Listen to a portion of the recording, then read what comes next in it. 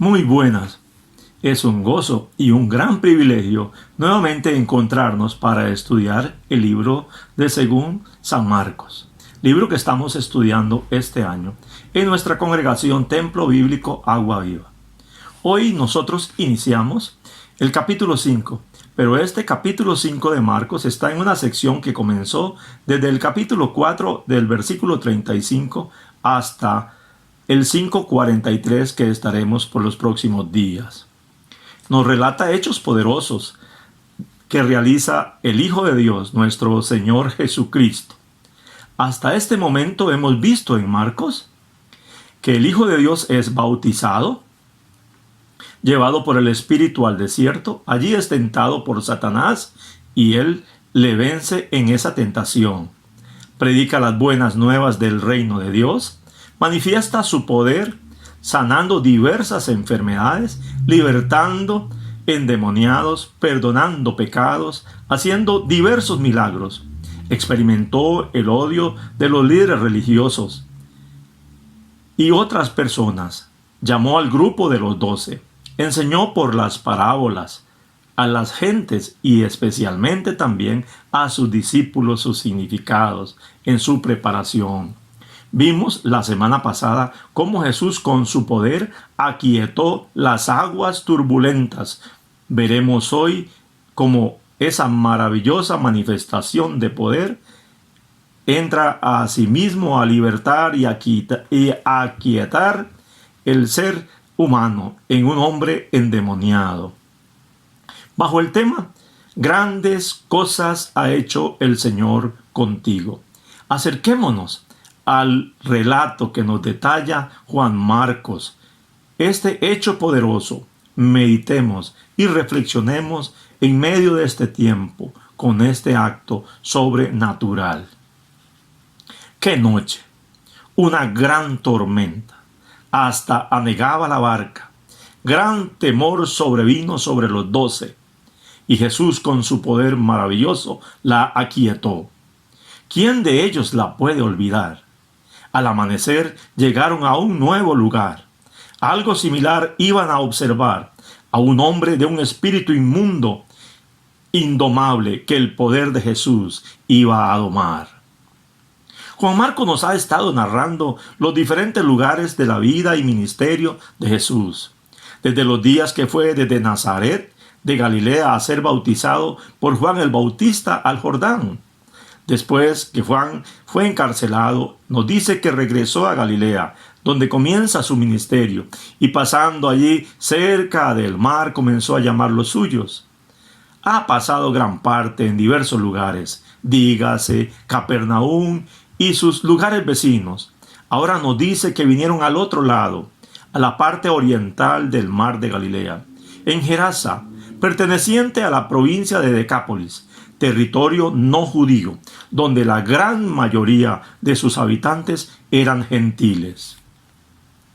De este lugar, Juan Marcos nos cuenta vívidos detalles en este relato, dados por ese testigo ocular, quizás también recordándonos narrado por los habitantes de ese pueblo, quienes de primera mano conocían el historial desde hacía tiempos de ese hombre endemoniado. Tan pronto como Jesús salió de la barca, ese hombre vino a su encuentro. Se nos dice que moraba en los sepulcros, probablemente cuevas del tamaño de un cuarto, cavadas en las colinas que se usaban para enterrar a los difuntos y algunas veces como refugios y escondites para gentes dementes y de otros procederes. El hombre poseía una fuerza sorprendente. Era imposible retenerlo con grillos o cadenas. Las cadenas las hacía pedazos y los grillos quedaban desmenuzados.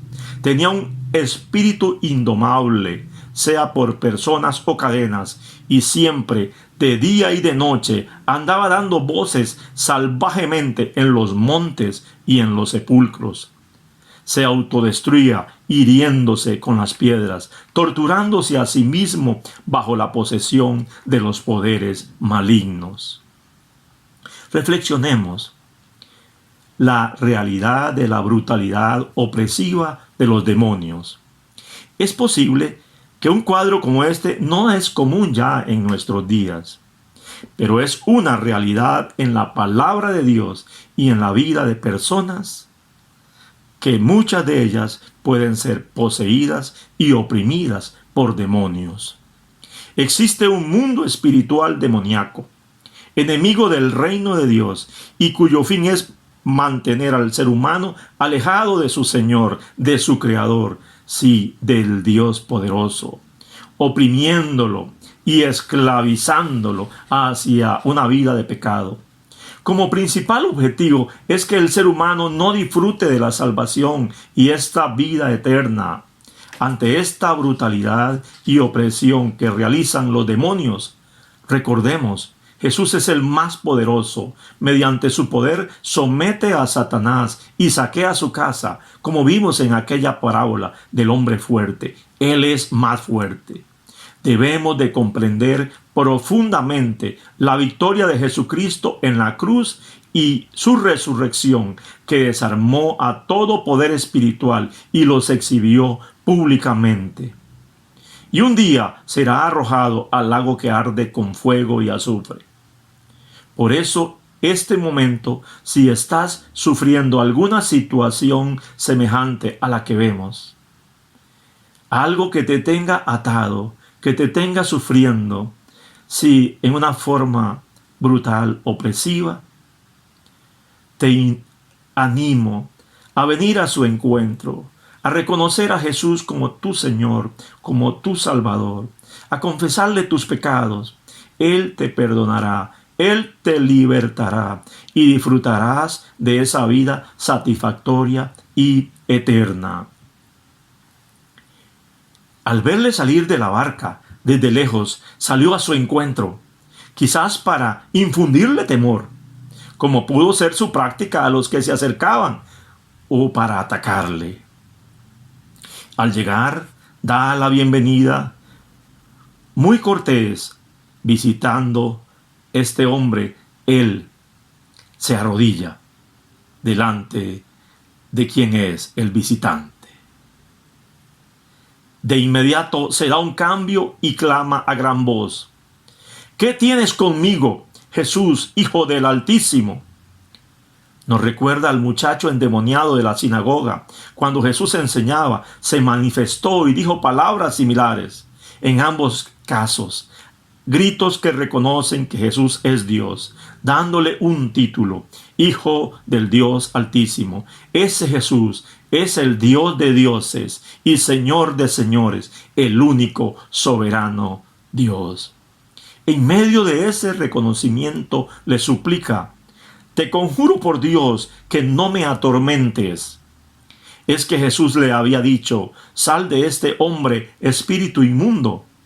Esta súplica era usada en los exorcismos. El demonio no quería que Jesús lo atormentara, enviándolo a un castigo final en ese momento para ser destruido.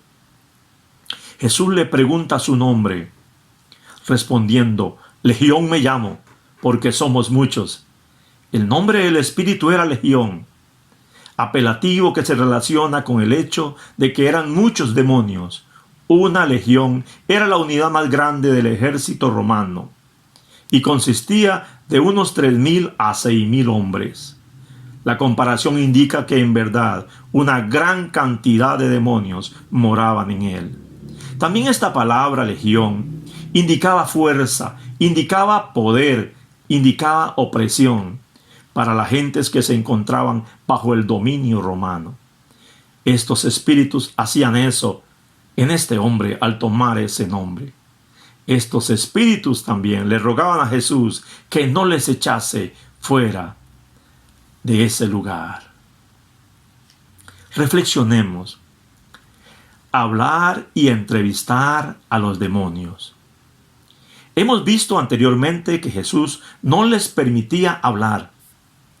En este caso Jesús pregunta su nombre, un nombre que él mismo se daba, Legión, posiblemente para reflejar la gravedad de la condición de este hombre endemoniado. Como dato, Jesús no se refiere a él con ese nombre. No encontramos también indicaciones en la Biblia sobre la necesidad de conocer el nombre de los demonios para expulsarlos. Tampoco la Escritura sugiere que los demonios tienen diferentes nombres y personalidades. Menos poner nombre de demonio a pecados, algo muy popular entre nosotros. Muchas personas lo hacen. Tomemos estos ejemplos: espíritu de lujuria, demonio de adulterio, espíritu de deuda y tantos pecados que hemos demonizado. Debemos de estar claros: Satanás y sus demonios son mentirosos. Su labor es hurtar, matar y destruir. No debemos llamar a los diferentes pecados como demonios o espíritus. Son vicios que se identifican claramente en la palabra de Dios. No ese es el ejemplo que encontramos con Jesús, en este caso, ni en la Escritura. Sí manifiesta su poder ante situaciones que están allí, como lo seguiremos viendo. Ante la orden de salir de Jesús, que se debía obedecer, los demonios hacen un último ruego a quien tiene toda la autoridad, Jesús, el Hijo de Dios. Cerca donde estaban, había un hato de cerdos. Era como 2000. Los judíos consideraban a los cerdos como animales inmundos. Recordemos, estamos aquí en otra provincia.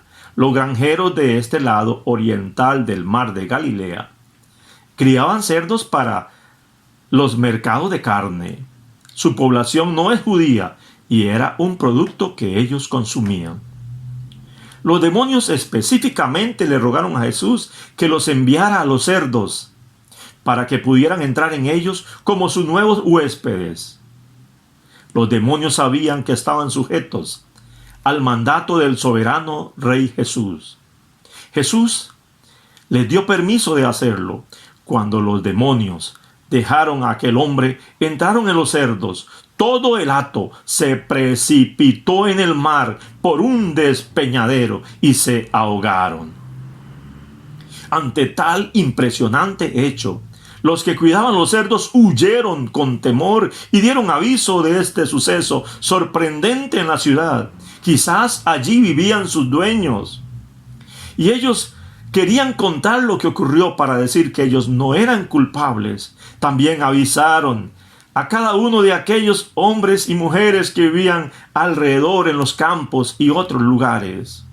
Ante tal comunicado, debían de corroborar tal acontecimiento. Al llegar, ¡qué sorpresa! Sí, es Él. Es el incontrolable. Es el indomable por las cadenas, el que rompía los grillos. Es el destructor. Es el que daba voces y estruendos pavorosos. Es el que se autodestruía cortándose con las piedras. Ahora está sentado, está vestido, está en su juicio cabal, es dueño de sí mismo y en pleno uso y razón. Igual como la mar, después de aquella expresión de Jesús, quedó quieta, reposada. Tan completa fue la transformación que las personas del pueblo se aterrorizaban asombradas. Los que llegaron no solamente vieron al hombre transformado, sino que oyeron cómo había sucedido el acontecimiento, detalle por detalle, lo que pasó cada momento. En medio de eso, no hay gracia a Jesús por lo que hizo en ese hombre. No hay exaltaciones de gozo y de alegría. No hay felicitaciones al hombre por regresar a su estado normal. No trajeron a otros como los de Galilea y Capernaum a la casa de Pedro para que Jesús los libertase o sanase.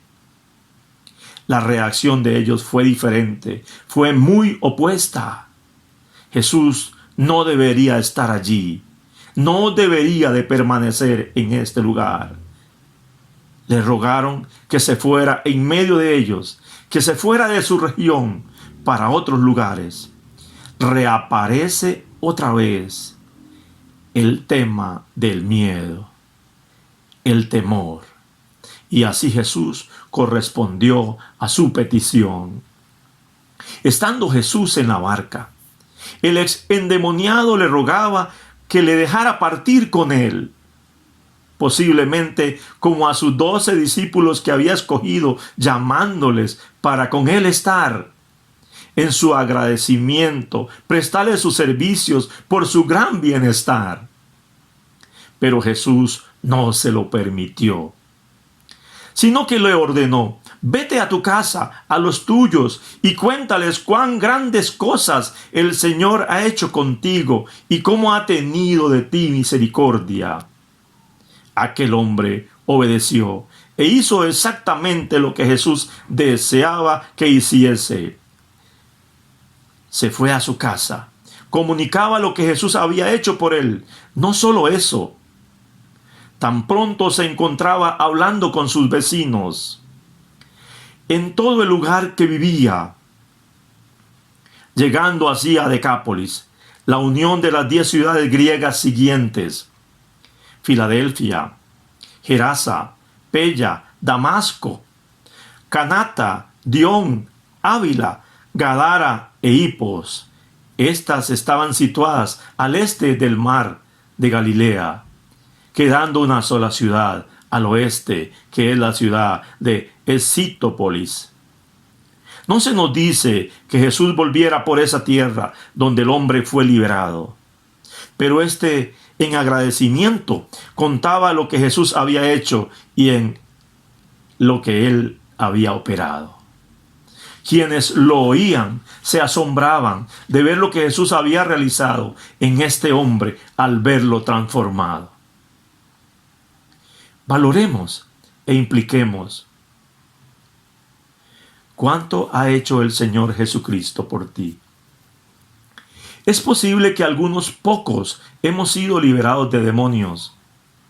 Estoy seguro que si eres discípulo de Jesús, Él te ha libertado de Satanás y de sus demonios. Te ha pasado del reino de las tinieblas a su reino admirable de luz. Él te redimió con su poder. Y en la muerte de cruz, Él exhibió públicamente y triunfó sobre ellos. Te ha quitado de ese reino de hurto, de muerte y de destrucción. Ahora tienes vida y vida plena en Él, porque Él deshizo las obras del diablo que nos controlaban. Podemos vivir disfrutando de esa liberación, de esa vida plena y de la maravillosa esperanza de vida eterna. Nuevamente, ¿cuánto ha hecho el Señor por ti? ¿Cuánto le dirás a los demás? Al igual que aquel hombre, por agradecimiento, obedezcamos a su mandato. Démosles las buenas nuevas de salvación a los de nuestra casa, a nuestros vecinos, nuestros amigos, a los de nuestra ciudad y más allá. Ellos verán y oirán lo que Dios ha hecho en nuestras vidas. Disfrutarán de los mismos beneficios y glorificarán al Señor. Jesús, el Hijo de Dios, Él es el Rey soberano. Nuevamente su poder ha manifestado, librando a un ser humano de una gran cantidad de demonios que le tenían atado. Los mismos demonios que vivían dentro del hombre reconocían el poder que tenía Jesús para hacer con ellos lo que Él quisiera. Jesús tiene el poder sobre los demonios. Pongamos nuestra fe en Él. Contémosle a todos lo que ha hecho en nuestras vidas. Sí, hablemos de lo que Él ha hecho en medio de nuestro ser. Hoy Él no está físicamente con nosotros. Hoy Él nos ha dejado en ese lugar. ¿Cuál el hombre que fue endemoniado? A nosotros también nos ha libertado para que en este lugar que estamos, comenzando con nuestra familia, nuestros vecinos, amigos, en todo el barrio, nuestra ciudad y más allá de nuestra ciudad, testifiquemos que Él es el poderoso que nos vino a salvar, que grandes cosas ha hecho en nuestras vidas y ellos se han de maravillar. Que Dios nos bendiga grandemente. Se les ama.